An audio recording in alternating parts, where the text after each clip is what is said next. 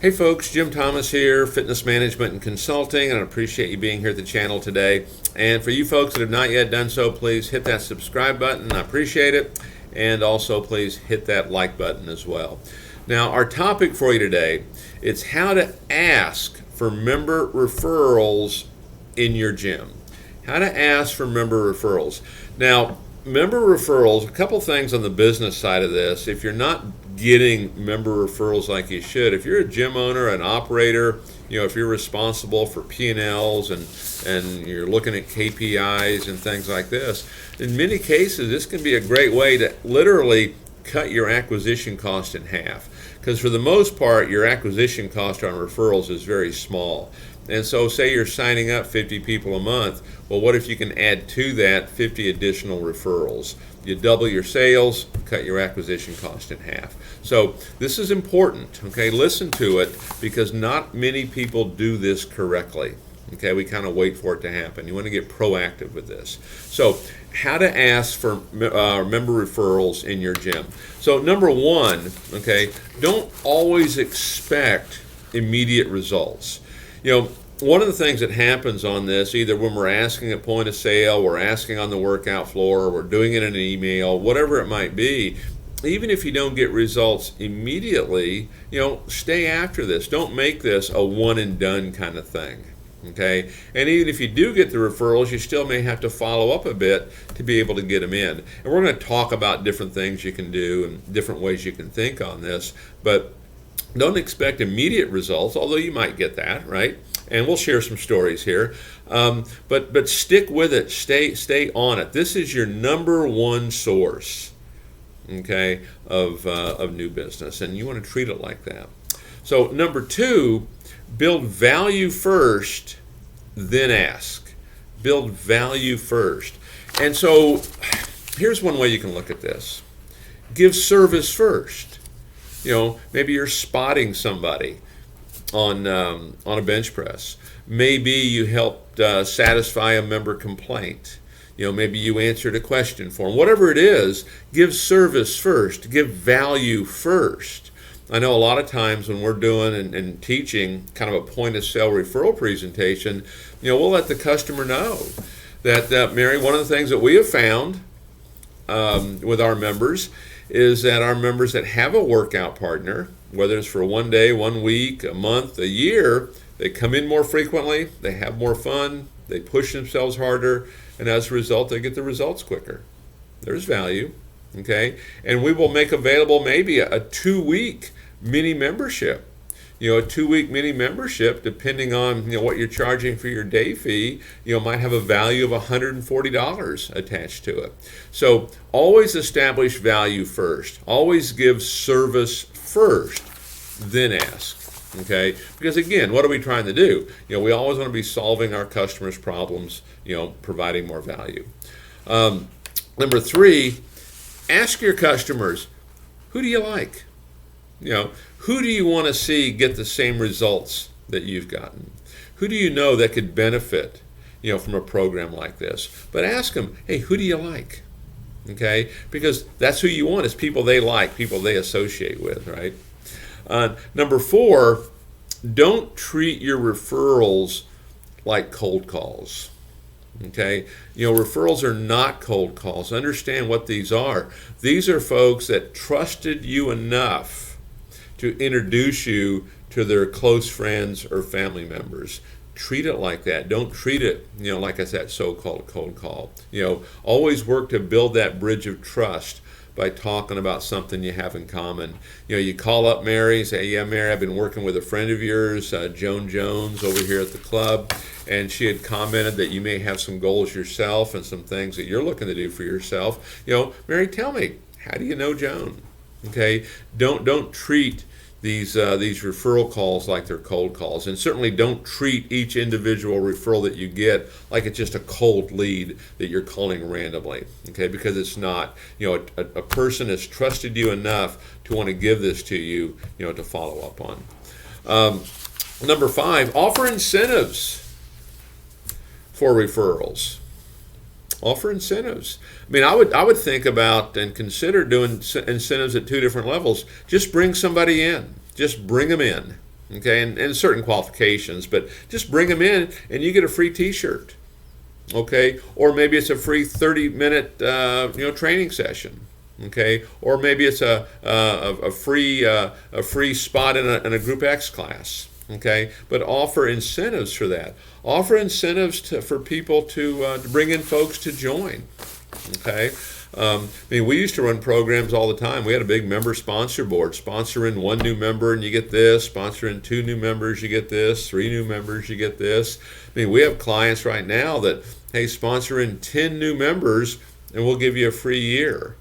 Okay, so there's a lot of things we can do here, but offer incentives. Some folks are motivated by that. Okay, offer incentives.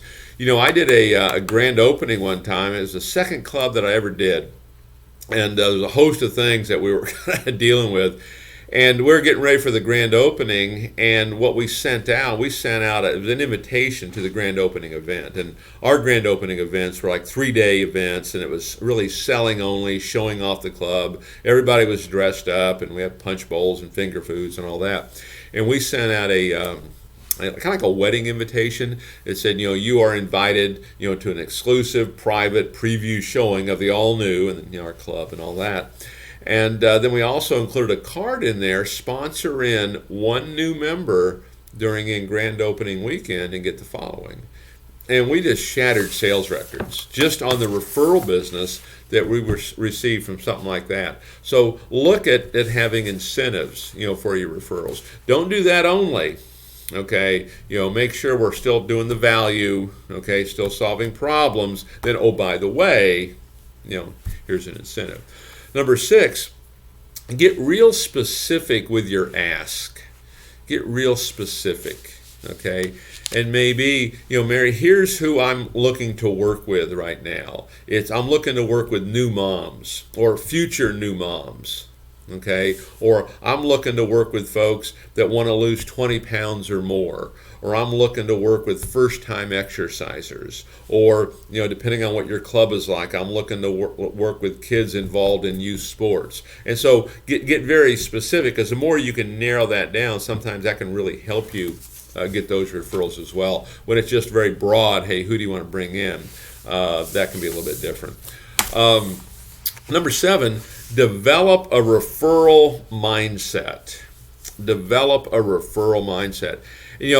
There's 2 things I want to share with you here.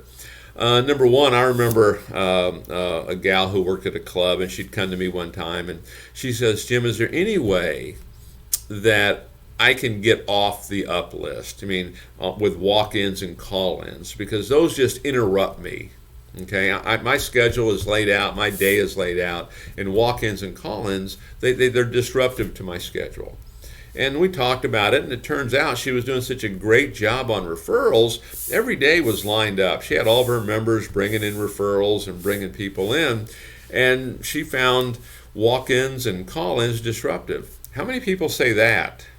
Think about that. Most folks, they live and die on walk-ins and call-ins, and when those don't happen, their business dries up. But her business was so strong that it was just all referrals. Get that referral mindset. This is your number 1 source, and don't just wait for it to happen.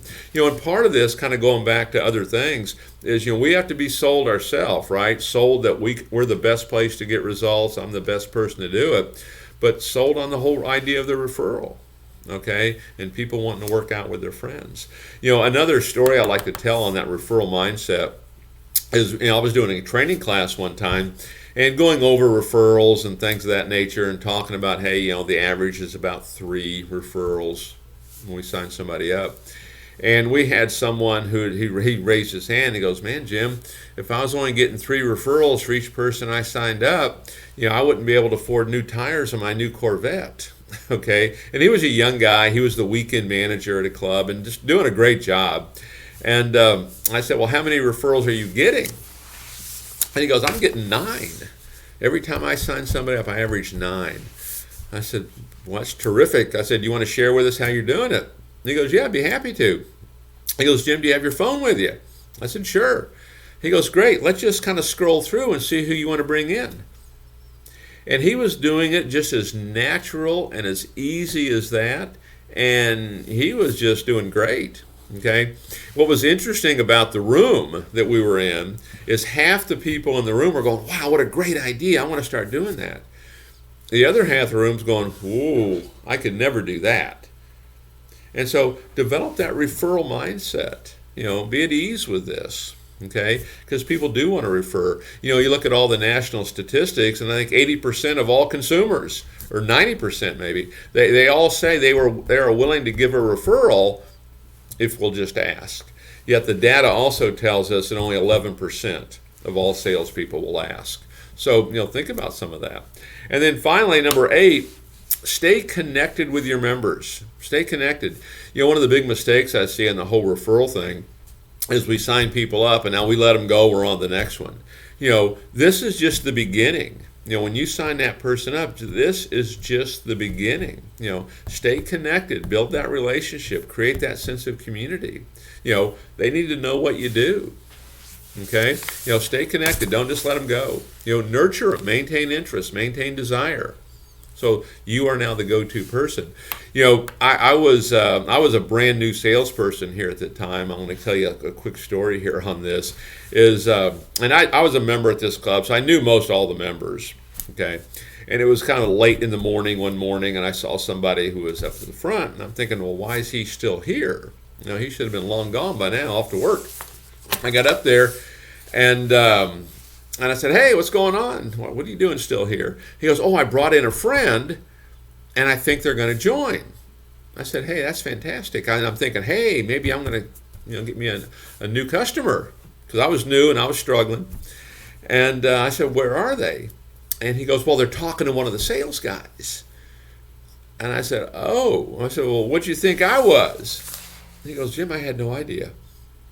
Okay, now I was new and I was struggling and I had some challenges to get through, but the point is, stay connected with your members. Make sure they know what you do and show them how you can help them. Build value, build that relationship. So take a look at these. 8 tips on how to get more referrals in your gym. Master this, you'll always have leads. Okay, you'll always be busy. You'll always be getting results. People love to refer. Give them a good reason to do it. Folks, my name's Jim Thomas. My company's Fitness Management Consulting. Appreciate you being here today, and we look forward to seeing you on that next video.